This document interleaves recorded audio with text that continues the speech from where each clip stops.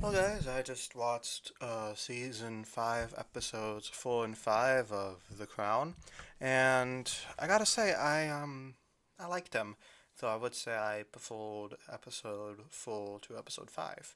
So episode 4 is called Annis Horribly an Bad Yield. It's called The Bad Yield. So Imelda Staunton, she's fantastic in this episode. Um, the only thing I've seen her in before The Crown was Harry Potter, but we get to see a very human side of her in this. You can really see how much pain Elizabeth is in, dealing with all these crazy events, whether it be the breakdown of her kid's marriage, the house burning on fire, but she has like 20 more, so who cares? The whole like the public falling out of favor with the Queen, saying it's old fashioned and stuff, um, and whole conflicts with her sister. All of this kind of just boils together, and I don't know. I think the actress nails it. This like mix of feeling sorry for herself, but also kind of keeping herself together because she is the queen. She has to keep up appearances. That Prince Andrew scene, I don't know. I don't know about that one. Um, he's not that good of a guy, and I feel like the Crown's not gonna go that deep into it because I feel like, you know, nobody else knew about it. So how can nobody else know about it? I don't really know. There's no way of proving whether or not they did or not, so I think they'll just kind of sidestep it for the future. But yeah, Prince Andrew's kind of yeah. I like the parallels between Princess Anne and Princess Margaret because Princess Anne is able to divorce her husband and get with that other guy, while Margaret was never able to marry the guy she wanted because, of course, as we know in season 1, he was divorced, and the crown said, nope, can't do that because it's real old fashioned. I actually love the return of Peter Townsend, and he's played by Timothy Dalton. I like Timothy Dalton a lot. Not just James Bond, but also his guest star in Doctor Who. He was really good in Doom Patrol. Point is, I like Timothy Dalton. I think he's gonna be in 1923. Really excited about that too.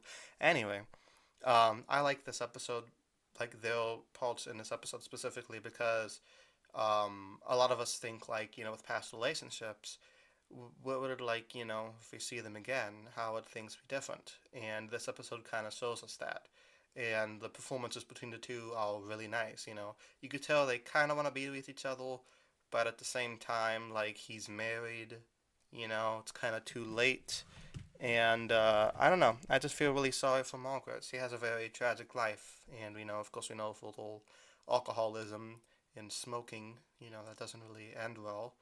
But I think the lady who played her, forgot the name, but she does a really good performance, and as does Timothy Dalton. I also think the house burning down, clearly symbolizes Elizabeth's the royal family itself burning down. So I gotta say that was a nice little parallel. Episode 5 is called The Ray of Head. So I thought this was okay. Um, it wasn't as like engaging as episode 4, I think. It didn't have like those really good emotional moments. It was just kind of there.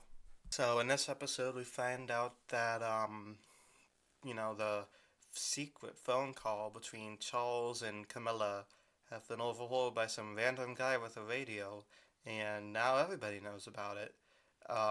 So, like, on one hand, yeah, it is an invasion of the privacy, but on the other hand, Camilla and Charles are a couple cheating holes.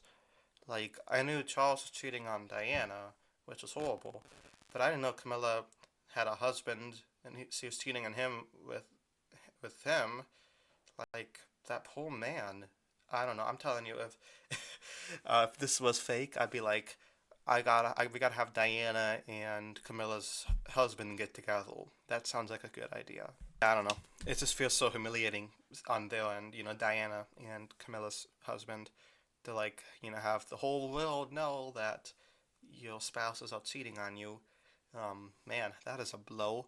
I don't know what a revenge dress is, because I'm not a lady and I can't tell them apart. It just looks like a normal dress. I don't know. Ask a lady. But yeah, I don't know. I feel like this episode, Charles just annoyed the fuck out of me because he was just like, "Oh, poor me. Oh no, everybody knows how much of a scumbag I am. Oh no, poor me." It's like, get over yourself, Charles. I don't know. Besides that, like really nothing else in that episode happened, which is why I feel like it's kind of a filler episode, even though it did move the plot forward. I don't know. It seemed like it could have been like a subplot in another episode, instead of just being the whole basis for it. But yeah, um, that's pretty much all I have to say on episodes 4 and 5. I'm gonna give episode 4 a B minus, episode 5 a C plus. Let me know what you guys thought of this episode down in the comments below, and I'll see you guys next time. Well, I'll be talking about episode 6. I'll be doing that on Saturday. So subscribe below if you're into that. And until then, peace.